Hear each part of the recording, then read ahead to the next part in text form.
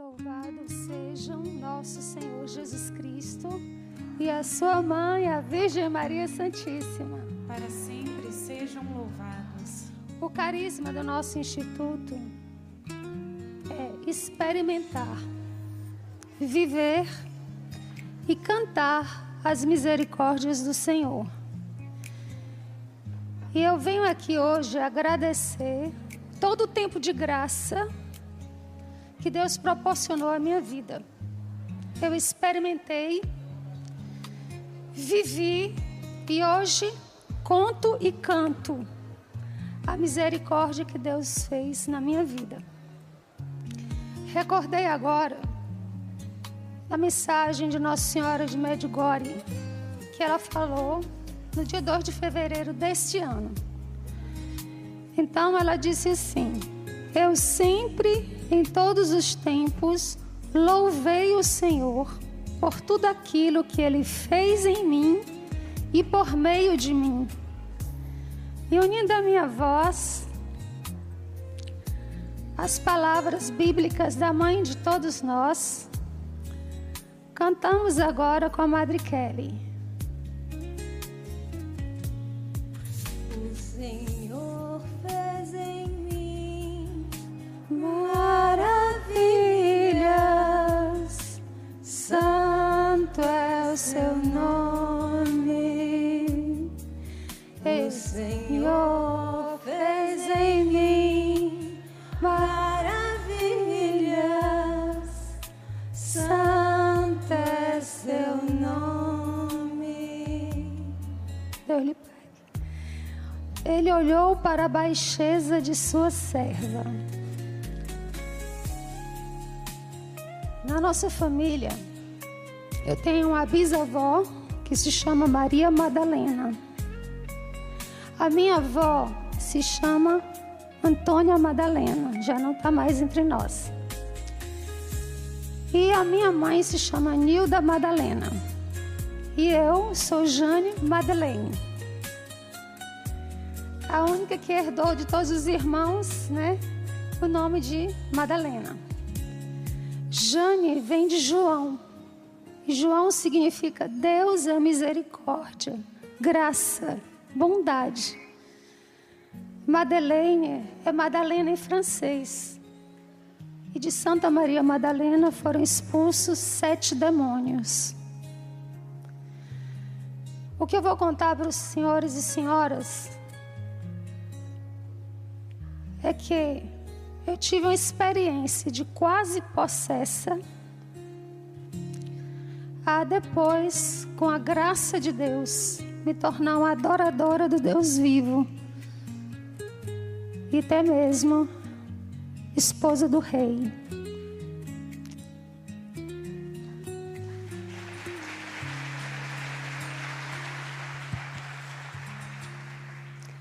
A minha avó tinha o nome de Antônia, porque nasceu no dia de Santo Antônio. Então, ela tinha uma grande devoção a esse santo, a Antônia Madalena.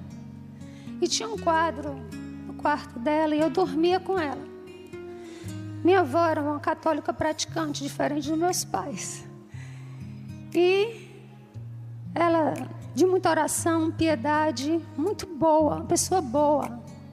Eu digo até que ela tem fama de santa na nossa família e entre amigos. E então ela rezava, às vezes olhava para esse quadro. E olhando para esse quadro, eu vi o menino Jesus. Pela primeira vez assim que eu tenho consciência. O menino Jesus em pé, sobre o que eu pensava que era a Sagrada Escritura. Eu penso que era a Sagrada Escritura ou o ofício divino. Eu penso que é a Sagrada Escritura. E como Santo Antônio estava feliz e o menino Jesus estava fazendo carinho nele, eu desejei aquele menino para mim. Não sei se está aqui, eu estou na frente, né? Então, ao desejar esse menino para mim, eu recebi uma outra figura. A outra figura que vai ser mostrada agora está aí.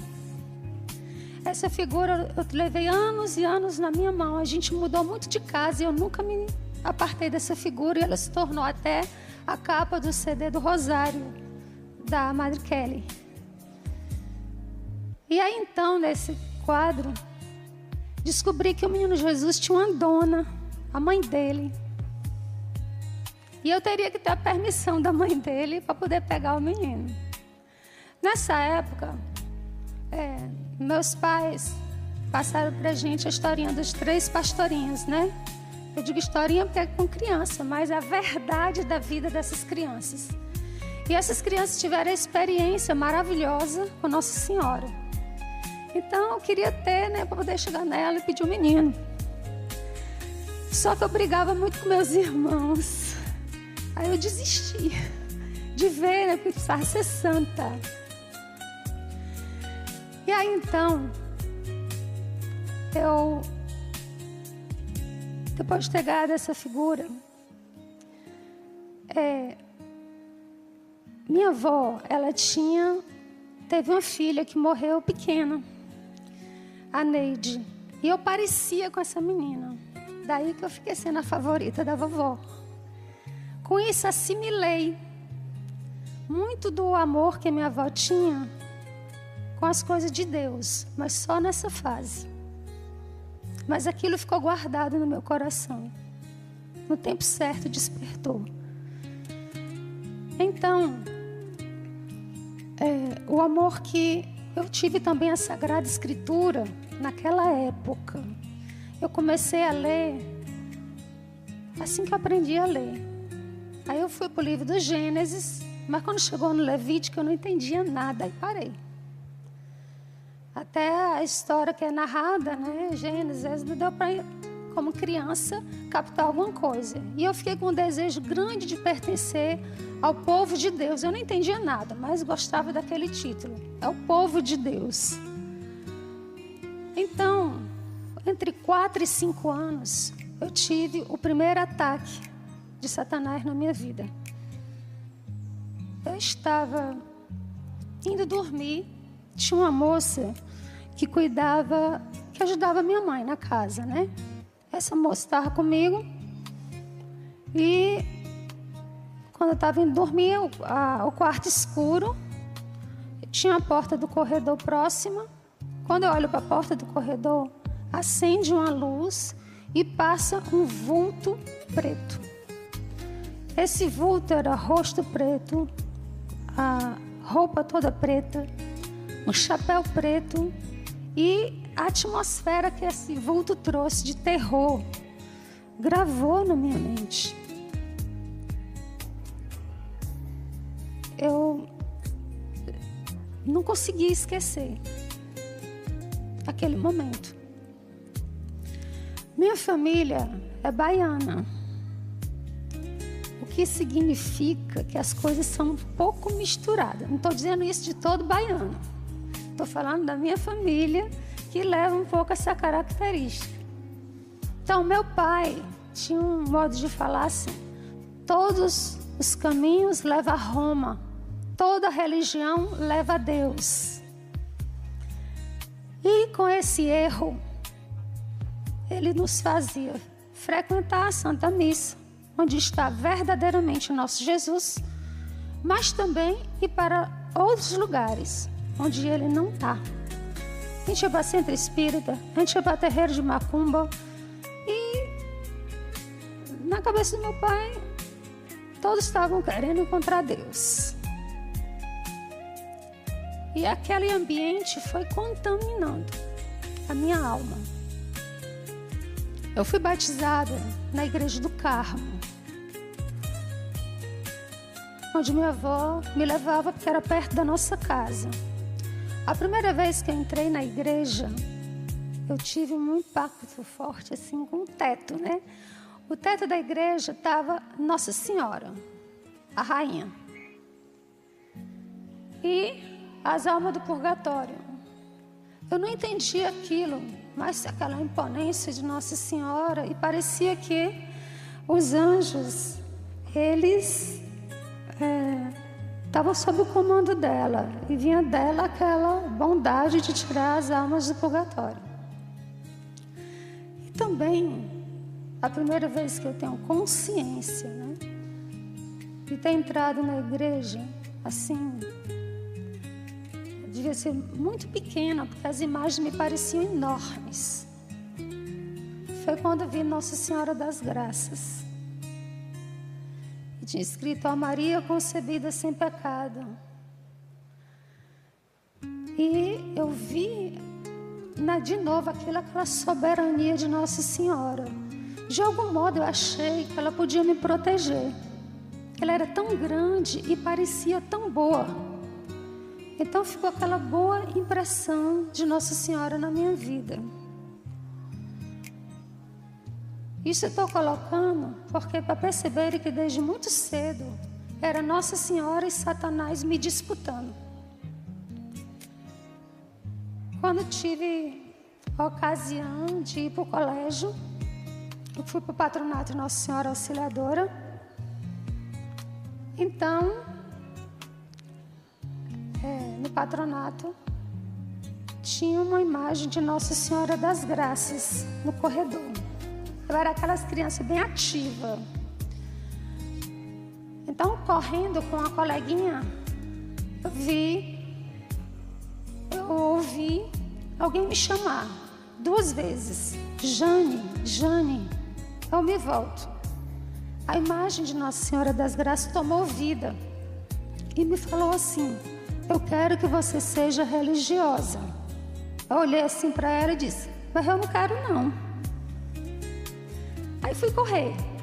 Depois eu fui perguntar às religiosas como era isso de ser religiosa.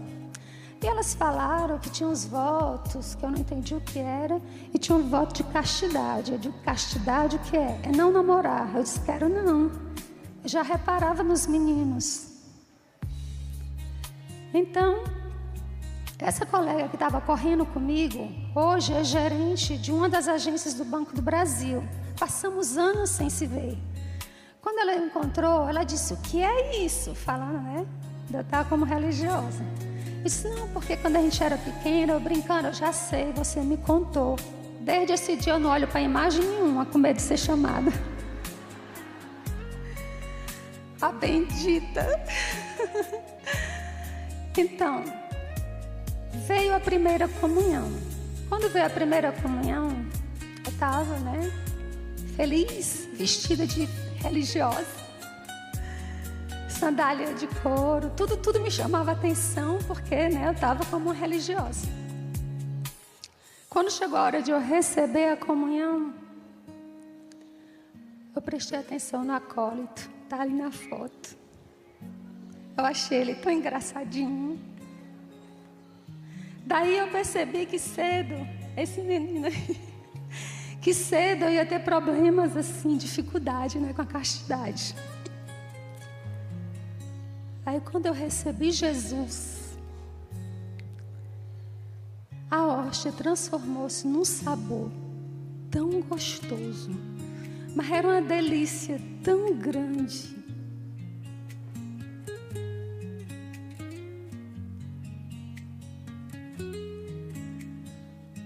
Que a gente disse há pouco, né?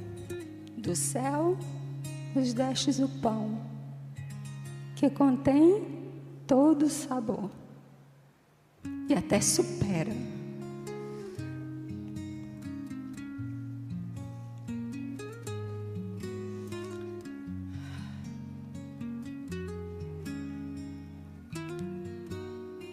Então, eu me prestei atenção assim, que até esqueci do acólito, já devia ser um sinal, né? Que Jesus, Eucaristia, de uma delícia tal, a carne de Jesus, que a gente esquece os problemas da carne. Mas eu não prestei atenção. Aos 8 ou 9 anos, a gente morava num sítio. E brincando à noite com meus irmãos e amigos, a bola que a gente estava brincando caiu bem longe, num lugar muito escuro. Eu era a mais corajosa de todos. Eu que subia na árvore mais alta, que corria mais. E aí, vai a Jane. Aí fui buscar a bola. Quando eu fui pegar a bola, de novo acontece aquilo.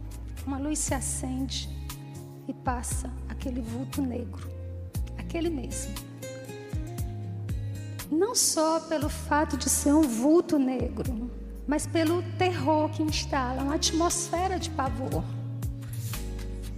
Meu pai, ele era gerente de banco, mas além de gerente de banco, ele vendia livros para aumentar a renda, né? As enciclopédias.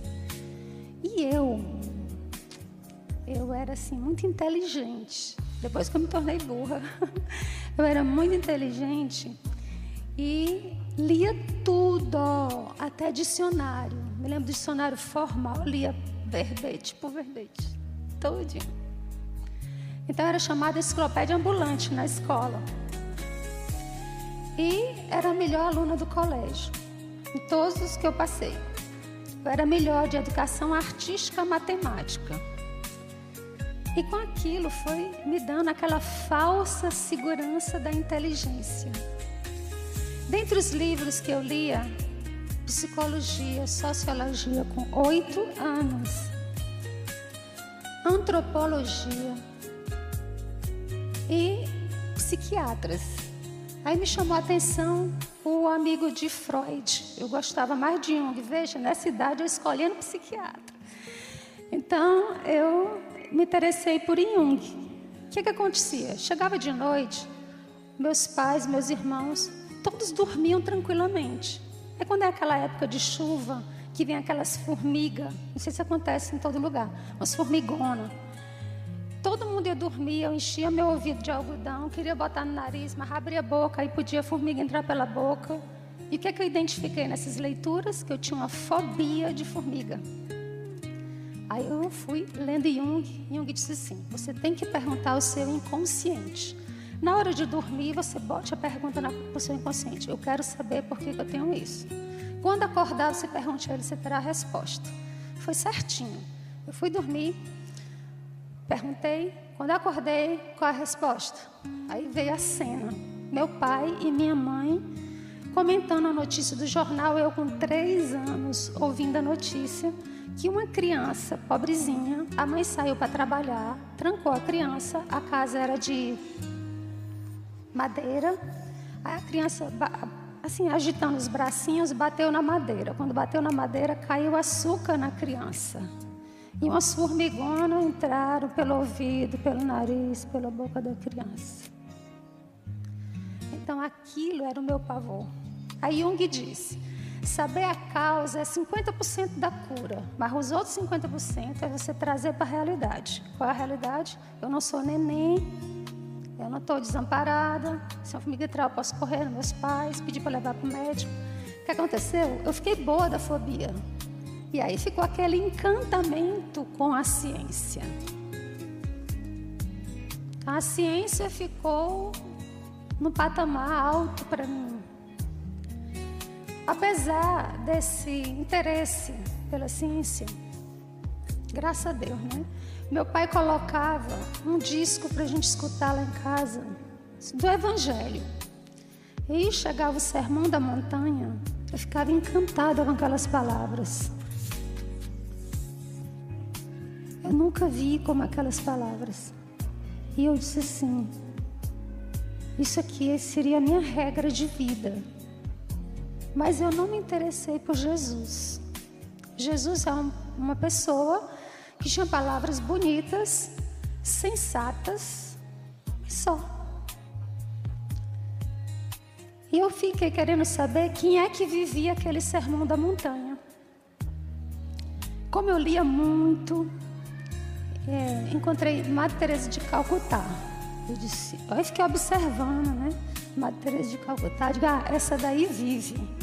E na minha cabeça eu formulei um projeto de um dia ir para a Índia, ficar um tempo com a Madre Teresa, mas sem me interessar pela religião dela, apenas pelas atitudes de caridade. Onde vi uma pessoa que de fato era né? Com os aflitos, com os pobres e tudo.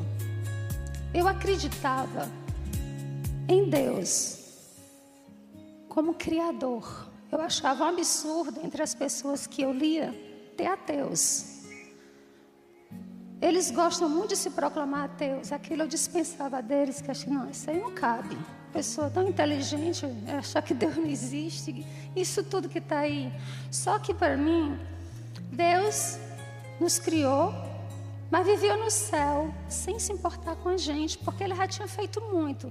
Eu não criticava Deus, achei que Ele já deu muito, achava a natureza lindíssima. Tanto que eu fiz um semestre de ecologia, eu tinha a pretensão de cuidar da natureza. Então, eu fiz um semestre de ecologia. Depois o curso foi extinto, que eu mudei para serviço social, que era o meu maior interesse. E aí, eu não percebia Deus no dia a dia em nada. Quando cheguei fui crescendo, né? Fui percebendo meu pai ficando diferente. Quando a gente era pequeno, meu pai era muito próximo. Mas depois que eu fui crescendo, assim, 10, 11 anos, começou a ficar muito opressor. Meu pai era muito machista. Tinha umas opiniões, assim, terríveis sobre mulher. E era muito agressivo também. E aí, então, secretamente no meu coração, assim, eu fiquei formulando o ideal de liberdade humana. Fazia projeto para sair de casa, para me livrar daquele opressor.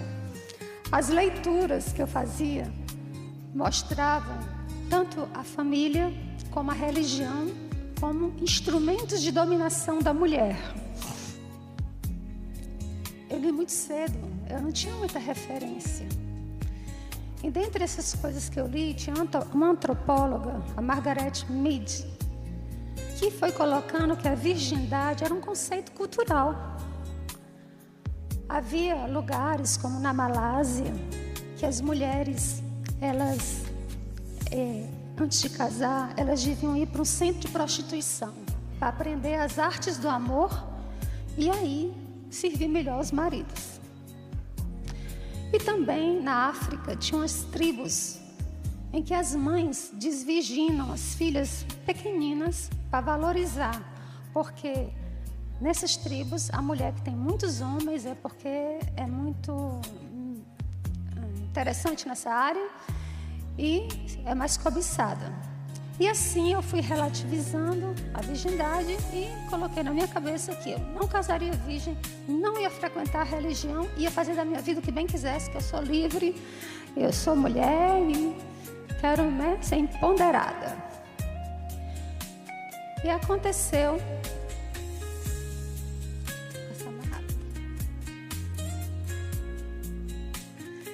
que aos 12 anos eu tive contato com as ciências ocultas.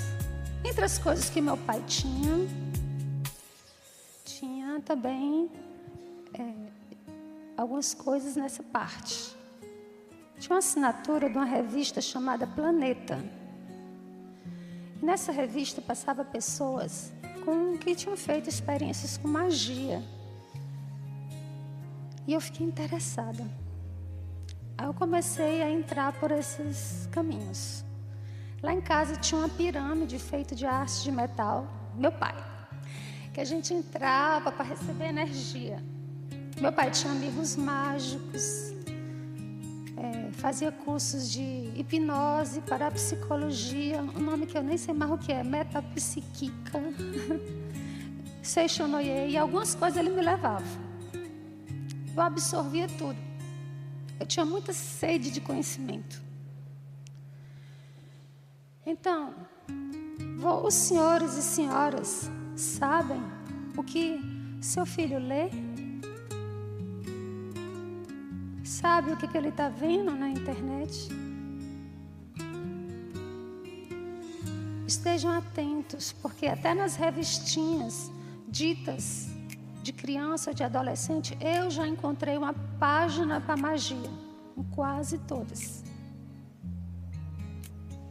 Uma vez, inclusive, a gente foi visitar a casa, a gente estava numa missão e uma tia da irmã nossa pediu para a gente passar na casa delas, e a gente foi. Estando lá, assim que eu cheguei, me chamou a atenção um livro que estava numa mesinha assim, tinha uma meninazinha próxima a esse livro. O livro era o dicionário de Harry Potter. Olhei assim, aí cumprimentei as pessoas e fui, discretamente chegando lá. Me sentei e perguntei para a menininha, é teu? Ela, dá para mim? Ela ficou assim séria e se levantou, correu, disse, vixe, eu acho que eu aborreci a menina. Lá e vem ela com outro livro. Iniciação à bruxaria, dessa grossura. Eu disse, garota, onde você adquiriu isso?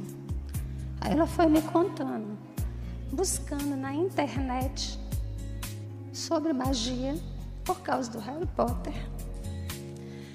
Ela descobriu que tinha uma banca de revista próxima à casa dela, que vendia esse livro, porque eles indicavam. Não é um livro para criança, é um livro para ser bruxa mesmo. Aí eu disse para ela, você está tendo pesadelo, né? Você está ficando apavorada. Ela, você permite eu contar para sua mãe? Porque eu não vou estar aqui. Só ela pode lhe ajudar. Graças a Deus ela permitiu. Mas entendem, isso pode estar acontecendo com muitas crianças e jovens.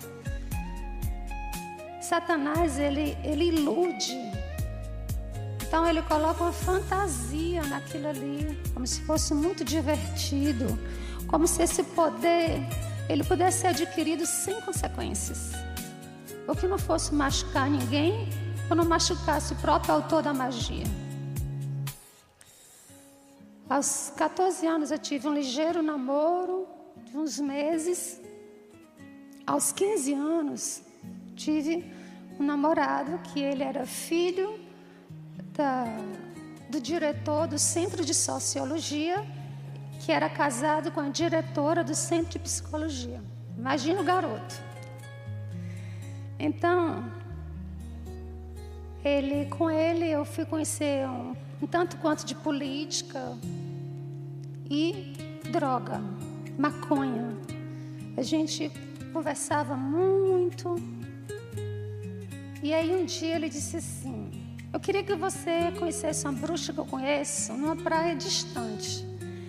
Lá ela faz um chá de cogumelo, era um chá de zabumba. A gente vai para outras dimensões. Eu digo, também drogado? Ele disse, não. É coisa extraordinária, é além da droga. Eu disse, não creio. Mas meu pai, graças a Deus, não deixava a gente sair muito, né? Então, com o canto era longe, eu não pude ir, graças a Deus. Na falta de eu conhecer essa bruxa.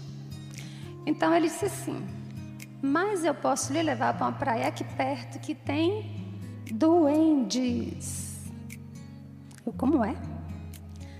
Você vai ver lá.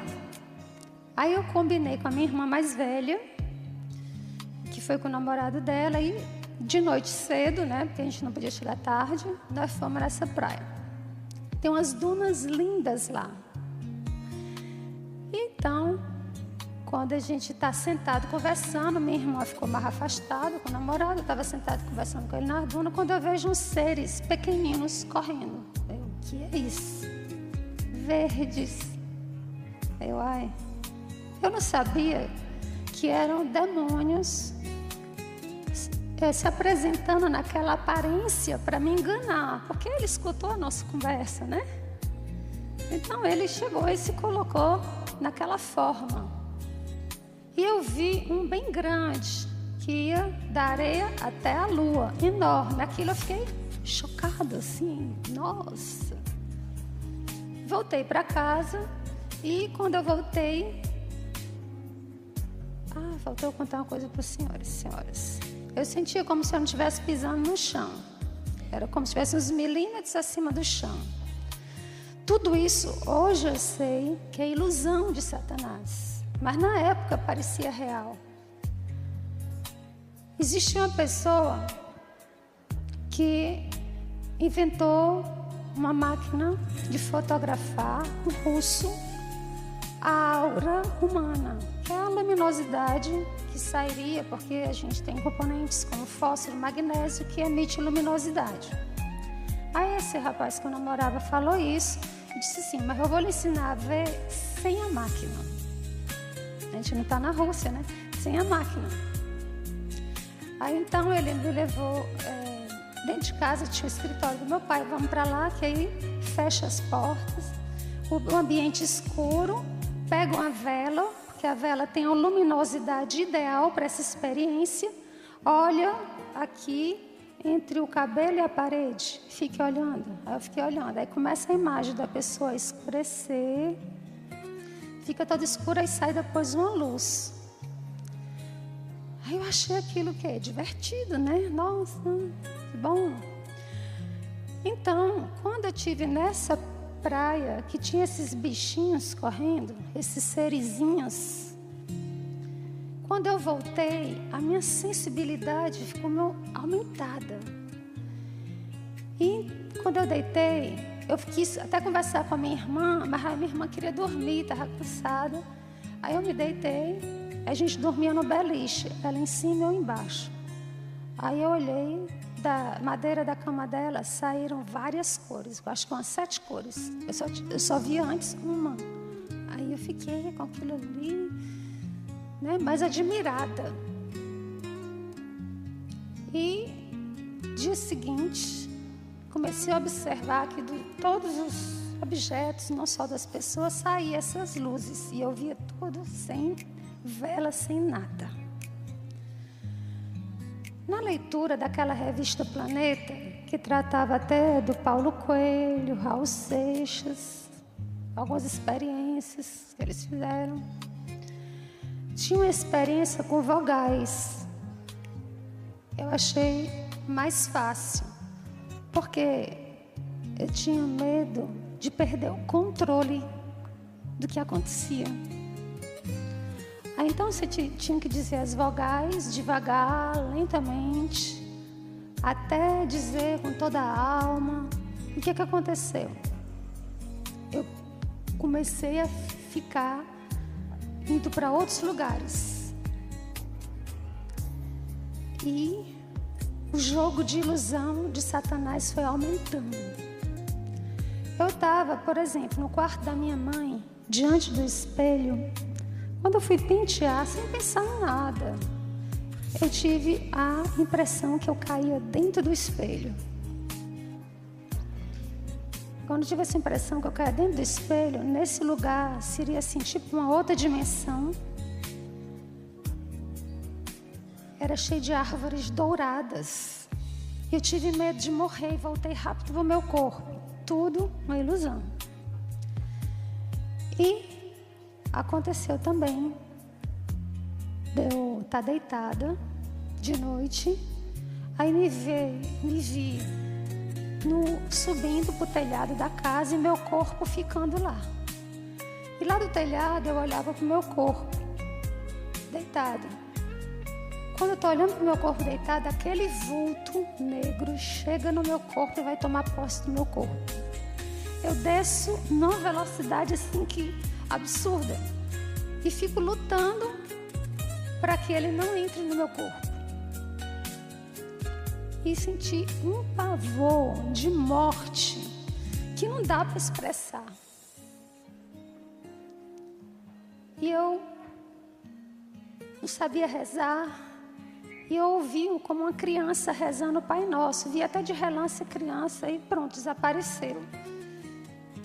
E ficou aquela sensação de pavor.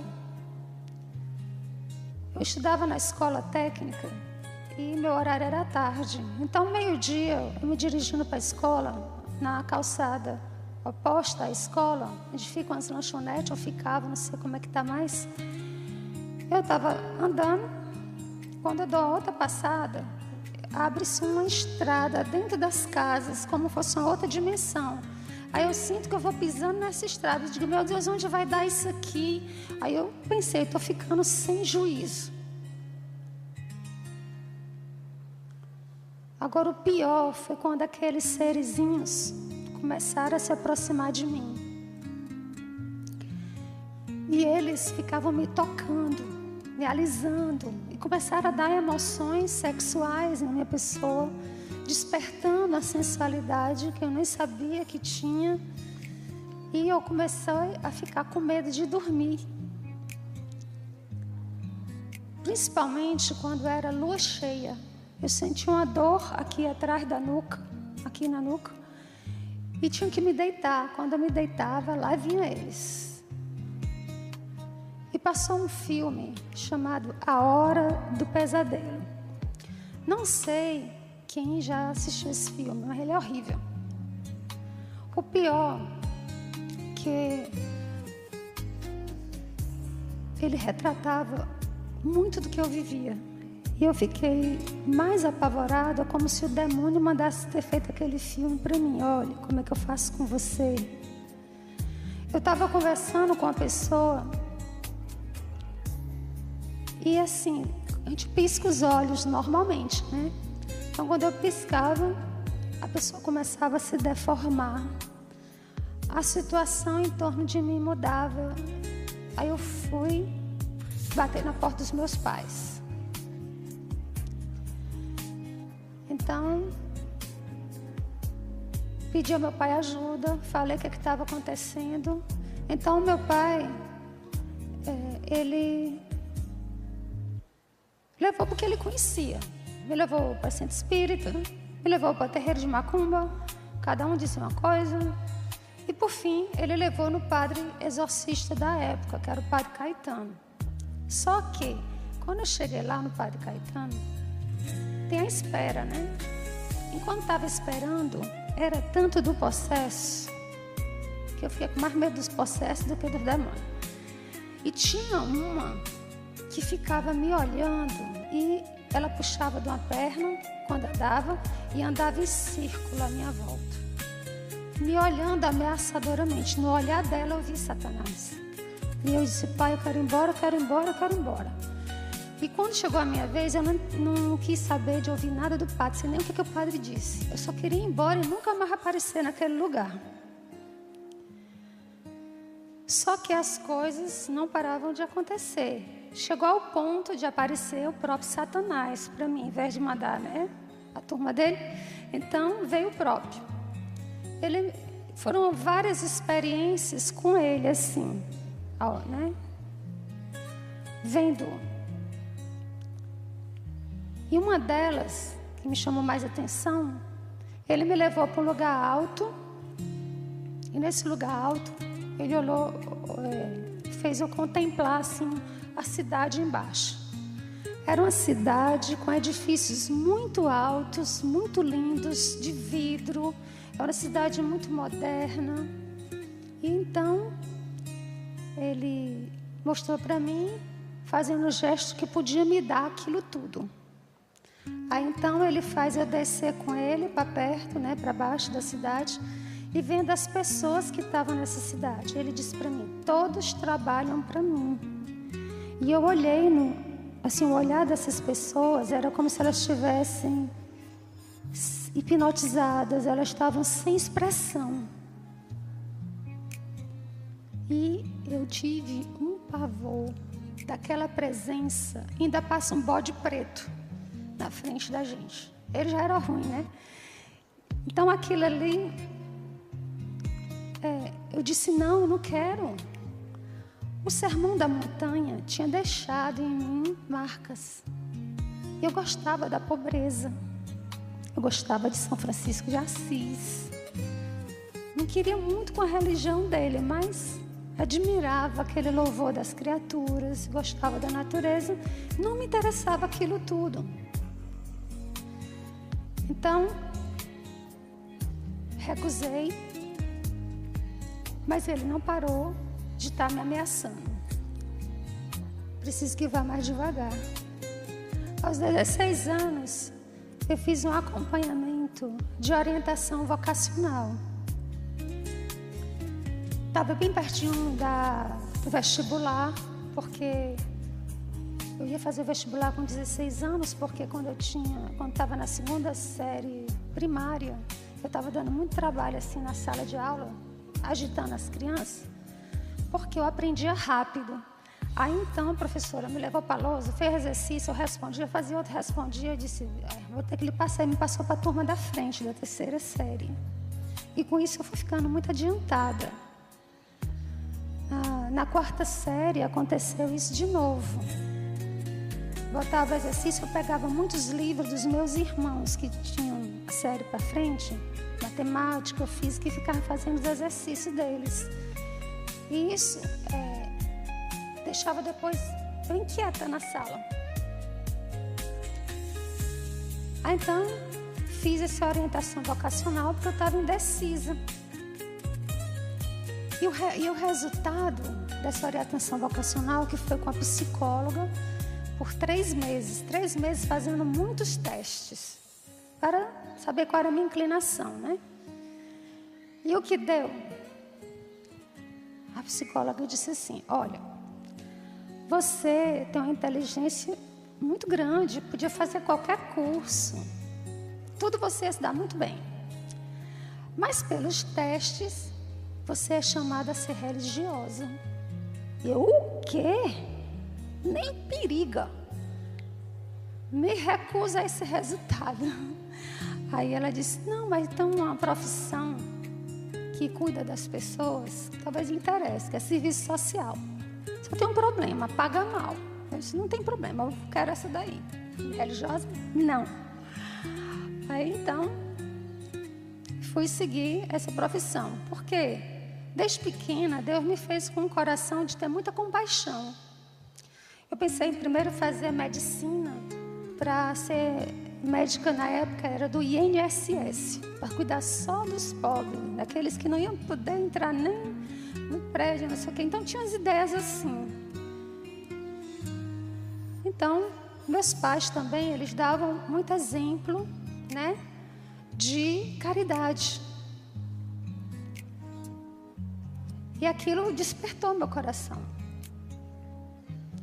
Lembro de uma experiência, quando já estava com outro namorado, eu estava deitada numa rede e na varanda da casa da gente. E aí, Satanás se encostou nessa rede. Só quem via era 7 horas da noite. Eu disse: menino, tá vendo aí? Ele, olha na nossa frente. Ele, não tô vendo. E ele estava ali. Então essas pressões da presença dele faziam da minha vida um pavor. E aí eu fui para o meu primeiro emprego. Nesse meu primeiro emprego, era na parte era com a favela, e eu estava muito feliz de estar lá. Cuidava do que eu gostava. E no terminal do expediente, fomos para o restaurante para lanchar, né? Esse restaurante era o restaurante que estava na moda na época. E eram às 6h30, 7 horas da noite. Então, eu achava que como estava lotado, tinha tanta gente, nem ia acontecer nada, só que começou a sair a lua cheia. E oh meu Deus, o que será que vai acontecer? A gente estava esperando vir. A comida estava com os braços em cima da mesa. Quando eu olho para meus braços, eu tenho a sensação que está crescendo um monte de pelo no braço. Os cabelos assim, as unhas grandes, o que é isso? Eu olho para a menina que está na minha frente, vou chamar Rayane, e eu me sinto como se estivesse lendo o pensamento dela. E ela disse: Jane, tu está me invadindo. Aí a colega que estava do outro lado, vou chamar de Laura, a Laura toca no meu braço e disse: o que é que está acontecendo contigo? Aí ela sente um choque. E ela disse que o choque era como um orgasmo. Aí eu fiquei: hã? Aí a outra colega que está do outro lado diz assim: vamos embora daqui que o clima está ruim. Quando entramos no carro para voltar, ela disse: o que é que está acontecendo contigo? Aí eu contei por cima.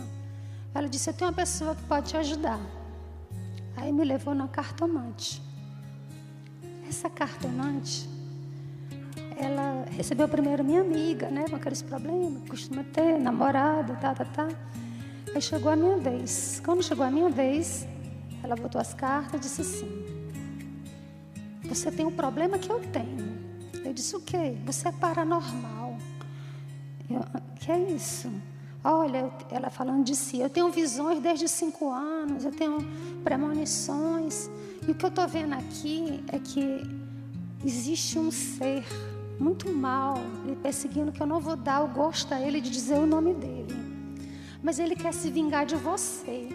E quer se vingar através de um filho que você vai ter. Eu não tinha uma vida casta.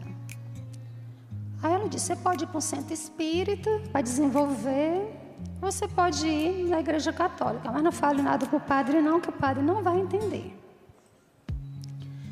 Eu tinha uma amiga que tinha um tio que tinha um centro espírita, me levou lá e eles falaram de espíritos, de íncubos e súcubos que atormentam as pessoas na área sexual.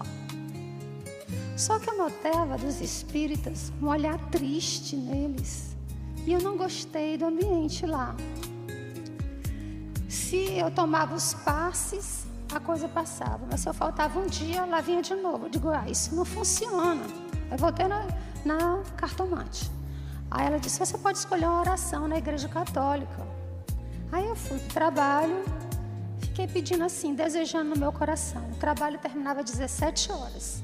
Eu disse, se tivesse uma oração que começasse às 17h15 e fosse só uns 10 minutos, porque eu não aguentava, né, naquele tempo, a oração longa. E eu queria uma pessoa para ir comigo, porque eu não costumo andar na igreja. Aí terminou o expediente, fomos embora, tinha uma funcionária novata. Aí nós fomos juntos no carro. Quando chegou no centro, ela desceu, eu desci. E ela perguntou para onde eu ia. Eu digo, eu vou até determinado ponto. E ela, eu vou com você. Aí eu disse, e você vai para onde? Ela disse, vou para uma oração. Eu disse, que hora começa essa oração? Ela disse, 17h15. Eu, quanto tempo dura? 10 minutos. Eu, vamos. Chegando lá nessa oração, era a novena Nossa Senhora do Perpétuo Socorro. A gente canta ao Espírito Santo, que eu não sabia quem era. Eu fiquei lá, né? Depois diz a Nossa Senhora, socorrei-nos, ó Maria, noite e dia sem cessar. Aí vem a oração que todo mundo tem que fazer em pé, que é o Magnificat. Aquela que a Madre Kelly cantou aqui, o Senhor fez em mim maravilha, santo é o seu nome. Quando ficamos de pé, que essa oração foi cantada, começou a sair tanta lágrima dos meus olhos que eu não entendi, eu fiquei toda molhada de lágrima. Uma senhora chegou perto de mim, está acontecendo alguma coisa com a senhora? Eu disse, não sei que está descendo aqui, mas não sei o que é não. Aí então, eu sei que nessa experiência, né, vai renovando o amor à Nossa Senhora, aquela Nossa Senhora da infância. Isso era estranho porque ninguém me via chorar, eu era durona, nem na dor, sabe aquela? E descobri também depois que é um canta misericórdia, o Magnífica. Tem que ir mais rápido. Então eu chegava lá para pedir a graça. Minha graça era essa, não ver os bichos. Então pedi isso a Nossa Senhora. Nossa Senhora me concedeu imediatamente. Pronto. Tchau, não queria saber mais nada. Continuava com a minha vida de pecado. Eu não podia tomar anticoncepcional. Passava mal. Anticoncepcional, anti-inflamatório, sabe? Antibiótico, tudo eu passo mal. Então o que aconteceu? Apesar de rezar, né? Fiquei grávida. 2 anos depois, fiquei grávida. Quando eu fiquei grávida, eu me lembrei de um filme que eu vi quando eu tinha uns 15 anos. E pensei, se eu tivesse de ter um menino, tá aqui ele, o filme, tinha que ter esse rostinho aí. Porque o Pequeno Príncipe me lembrava o menino Jesus. E é príncipe, né? Eu disse, tinha que ter esse rosto. Aí então, quando nasceu Alexandre, certo? Olha só. Então, esse é o Alexandre. E conforme, né, dizia que ia me se vingar através do menino, eu fiquei com medo do que podia acontecer com ele. E levei para Dona Gracinha, para ela rezar nele. Agora, ele está adulto já, pode passar ele já adulto. Esse garoto aqui, casado, viu? Então, eu estava com medo de acontecer alguma coisa com ele. Eu tinha tido um sonho ruim, com a mulher, uma senhora idosa falando: olha, uma nuvem negra acompanha seu filho, você não vai fazer nada, vai poder fazer nada para salvá-lo. E o que eu fiz? Fui na igreja, que eu não frequentava há anos, só para rezar ali, rezei. Eu sabia rezar, né? Pedi, foi espontâneo. E ele ficou bom de uma doença grave que ele teve, de pneumonia, bronquite complicando, e ele ficou bom. Então, novamente, eu pegava a graça e não mudava a minha vida. Quando eu engravidei, eu tive que casar. Eu era contra casamento. Mas meu pai, ele exigia. E no cartório, a moça lá: como é que vai ficar seu nome? Eu disse: o mesmo, não sou filha dele. Aí ela pergunta. Aí ficou chateado o meu sogro, porque eu não queria o sobrenome, né? E o meu companheiro, que era só casamento civil. E casamento católico, não quero. Não vou à missa, não frequento. Vou lá só para dar satisfação à sociedade? Vou não. Aí então, meu companheiro: e a aliança? A gente pode usar a aliança? Eu disse: vaca e que tem uma argola para dizer quem é o dono dela. Não. Então, o que eu tinha de criança, eu fui uma criança assim, muito obediente, pequena, era verdadeira. Então, eu fui me transformando. E fui ficando muito rebelde, mentia. Essas realidades, tudo buscando a liberdade falsa. Pensando com isso, que eu estava fazendo o que eu queria. E estava sendo joguete do inimigo. O meu limite de fazer as coisas era prejudicar alguém. Então, o que aconteceu quando fiquei grávida? Propostas de fazer aborto. Como que eu vou fazer isso, gente? Quando eu tinha 16 anos, meu pai levou a gente para ver o Papa João Paulo II. E o Papa João Paulo II passou no Papa Móvel. E quando ele passou, uma voz dentro de mim falou assim: ele tem a verdade. Aí tudo que saía a respeito dele eu lia. E ele falou contra o aborto. Então, eu admirava uma pessoa, mas não me interessava pela religião dela. Então, eu não fiz aborto por isso, para não prejudicar quem era inocente. Porque o Papa falou que era assassinato, e a Madre Teresa de Calcutá também falou. Então eu não fiz. Eu estava desempregada, depois que eu tive neném, estava tendo muito atrito com o meu companheiro. E nesse atrito que eu estava, ele começou a ficar muito agressivo comigo. Então eu estava querendo me separar, mas desempregada, como fazer? Meu pai tinha deixado minha mãe, entrado na Igreja Universal, e eu não tinha para onde ir. Aí surgiu a possibilidade de um emprego. Então, nesse novo emprego, eu comecei a ter um relacionamento com o patrão. Justamente eu querendo me separar do meu companheiro, pai do Alex. E ele dizendo que ia comprar uma arma se a gente se preparasse, não sei o quê, que ia me matar. Eu, meu Deus, como eu saio dessa? Não aguentava aquele relacionamento. Aí quando entrei nesse emprego, eu comecei um relacionamento com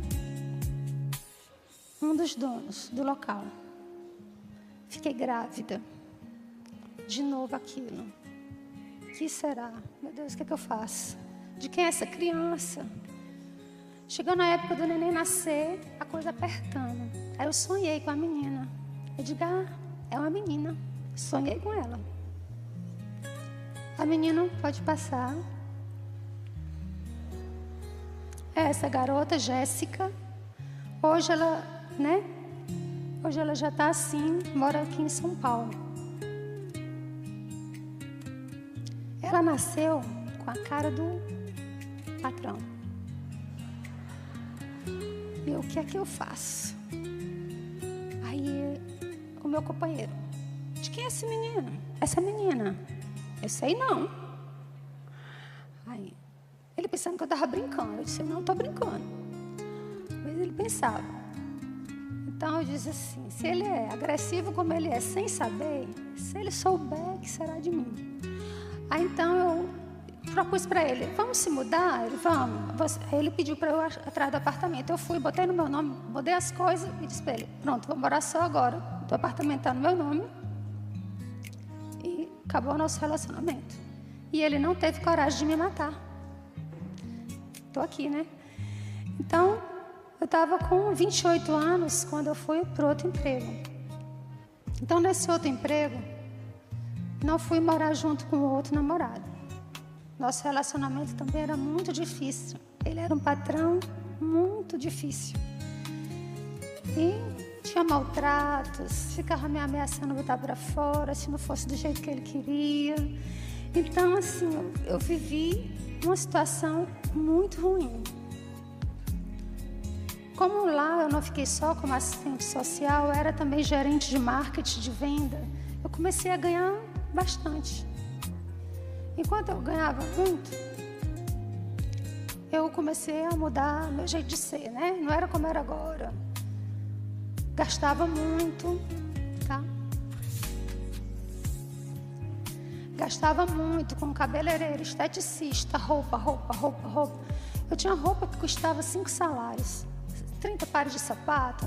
Era assim, um consumismo tremendo que eu vivia. Vivia nas praias, né? E o vazio muito grande me acompanhava, uma angústia por esse relacionamento ruim, que eu não podia sair. Eu não tinha mais como ir para a novena do Nossa Senhora do Perpétuo Socorro, porque o horário que terminava esse trabalho era 18 horas. E a perseguição espiritual retornando, cada vez mais forte. Então, quando aconteceu daquela experiência com a cartomante, ela pediu para acender uma vela, né? Uma para mim e outra para o pai da Jéssica, para ver se as coisas melhoravam, que ela ia viajar. Quando voltasse, ia fazer um trabalho. O que aconteceu? Eu fui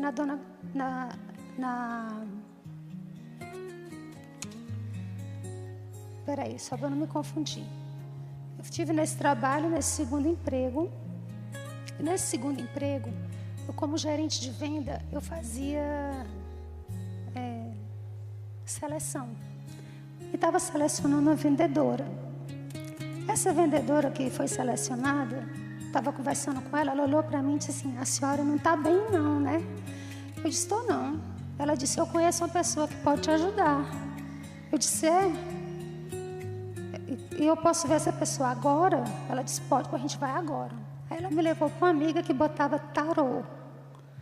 Essa amiga que botava tarô tinha também, era filha de uma pessoa da Renovação Carismática. E ela abriu um livro para mim, depois de botar o tarô, profetizar um monte de desgraça, né? Aí abri esse livro. Nesse livro tinha uma mensagem de Jesus para mim. Nessa mensagem, pode deixar que eu leio. Aparte-se do mundo que a quer envolver e abrigue-se sob as minhas asas. Não se deixe envolver pela fumaça densa e escura das trevas que envolve este mundo, mas venha para debaixo da minha proteção. Envolva-se na brisa do meu amor. Banhe-se em minhas águas, retirando toda a fuligem do mundo. A minha água pode purificar todo homem, e eu quero você purificada. Use de toda a autoridade que dou aos meus filhos e expulse de você toda tentação, não se deixando vencer pelo mal, pelo mundo.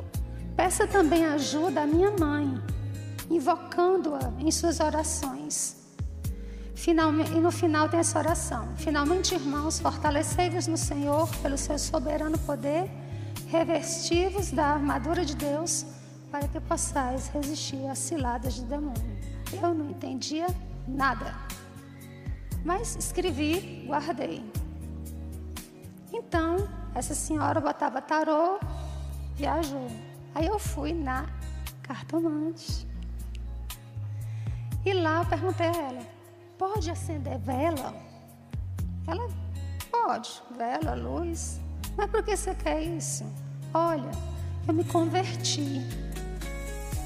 Eu descobri que meus dons eram do Espírito Santo e o maligno estava me enganando. Eu agora participo de um grupo de oração. Você vem, é sábado. Aí eu, grupo de oração? Eu vou qualquer dia. Achava coisa de velho, assim, grupo de oração. Aí fui embora. Esse grupo era na igreja de Fátima. E eu estava no meu trabalho. Passaram-se, essa proposta que ela fez foi final de julho. Passou o mês de agosto, setembro. Quando chegou outubro, tudo difícil na minha vida espiritual, moral, o relacionamento péssimo com o pai da Jéssica. E aí então, eu estava no trabalho, comecei a pensar em me matar. Tinha saído um livro que tinha um título assim, 101 maneiras de se matar. Eu disse, eu compro esse livro, alguma dessas maneiras eu me agrado. Quando eu estava nesse pensamento, que eu abri a gaveta, eu me levantei para abrir uma gaveta no arquivo. E eu estava nesse pensamento de me matar e comecei a pensar com quem eu ia deixar as crianças. Só que, como mãe, eu fico com dificuldade, né? De deixar, achava que ninguém ia cuidar direito, não sei o quê. Meu Deus, eu não posso nem me matar. Como é que é isso? Aí, então, eu ouvi uma voz. Uma voz tomou conta de todo o ambiente. Essa voz dizia assim, na casa do meu pai, nem um servo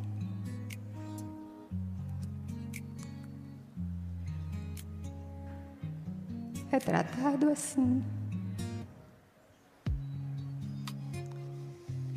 Eu me espantei, porque aquela voz, quando ela falou, era uma voz que já deixava eu reconhecer que era Deus.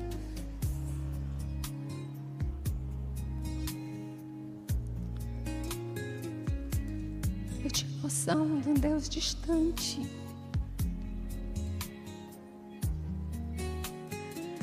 Que não se importava.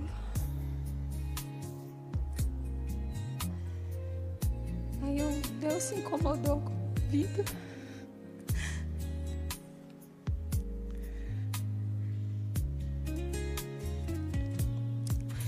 Deus era o único que podia saber meu interior de dor, de sofrimento, de pavor do diabo. E toda aquela vida. Então, Deus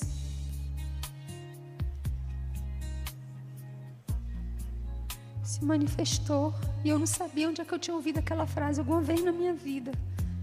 De onde é isso? Da casa do pai? Eu pensei, é bem a igreja. Aí eu lembrei do convite da cartomante. Olha, o grupo de oração. Ah, sim. Então, que a gente não deixe nunca de convidar uma pessoa para ir para um local santo, para um grupo de oração, para a missa. Não sabe a hora que aquilo vai tocar. Deus vai usar. Deus usa os sinais também. A gente usar cruz, camiseta, quem é religioso, o hábito, quem é padre, suas vestes. Ninguém sabe como é o momento que Deus vai usar. Esse grupo acontecia dia de sábado, dia dedicado a Nossa Senhora. Antes de ir para esse grupo, eu estava no trabalho.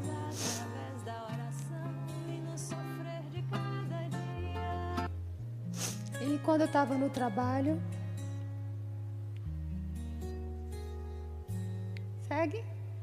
Segue.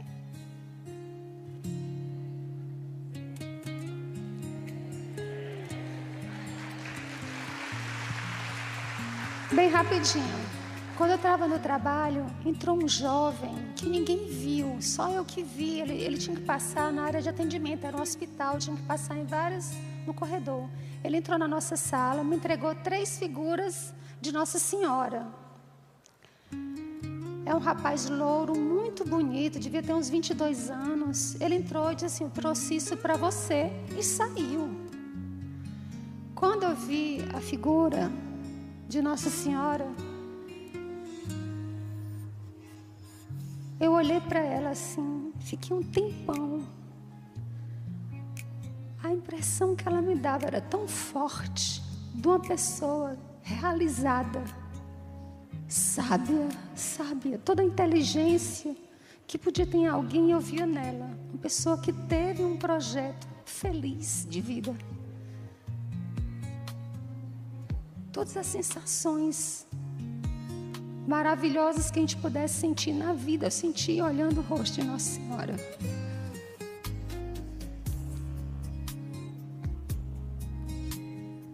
E assim eu peguei essa figura, levei para casa, dei uma para minha mãe, uma para minha irmã Miriam, e peguei essa figura e preguei do lado da cama e olhava para ela e pedia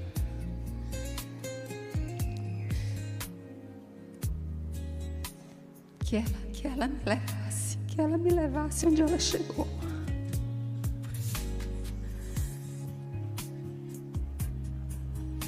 Ela era totalmente pacificada.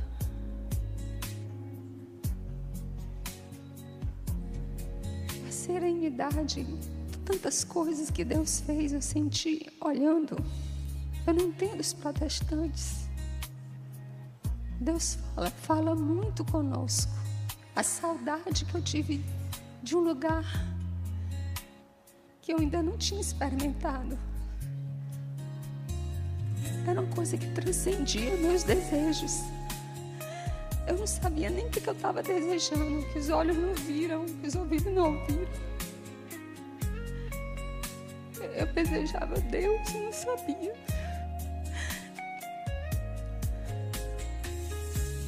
Então, Nossa Senhora, essa porta do céu, ela abriu para mim, ela vislumbrou para mim o paraíso. E eu fiquei pedindo socorro a ela. Pode ser agora? Não? Pode ser agora? Só? Chamar como? Nós vamos agora assistir um VT que fala um pouco sobre o nosso carisma do Instituto, o que existe lá, como nós vivemos, para que você possa conhecer um pouquinho mais do que é o Instituto Hesed. Fica ligado e assiste esse VT. Instituto Hesed. Hesed é uma palavra hebraica que significa misericórdia. Exprime também bondade, compaixão, fidelidade, amor esponsal, a aliança, a ternura de Deus. Eu te desposarei a mim para sempre, diz o Senhor. Eu te desposarei a mim na justiça e no direito, no amor, Hesed, e na ternura. Deus quis assim se relacionar com a humanidade, como esposo.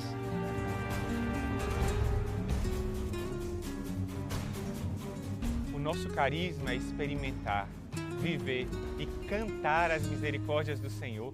E como cantamos as misericórdias do Senhor? Na vida recedida existe uma alegria que é segredo. Se você quer saber, venha aqui viver, verá segredo. Na vida recedida também há sofrimento, não vá dizer que não. Porém são superados por um amor profundo a Cristo e aos irmãos. Aqui todos vivem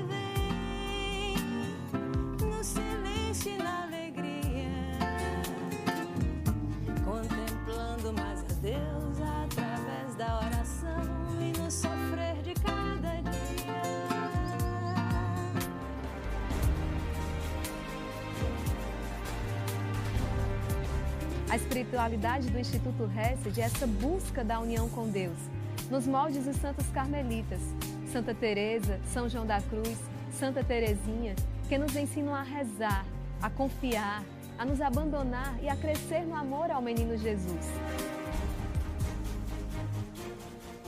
Nossa mãe, nossa rainha é a Virgem Maria. Ela é nosso modelo, é a nossa mestra da vida em Intervídeo. Nós vamos falar das nossas obras de apostolado. Não deixe de assistir.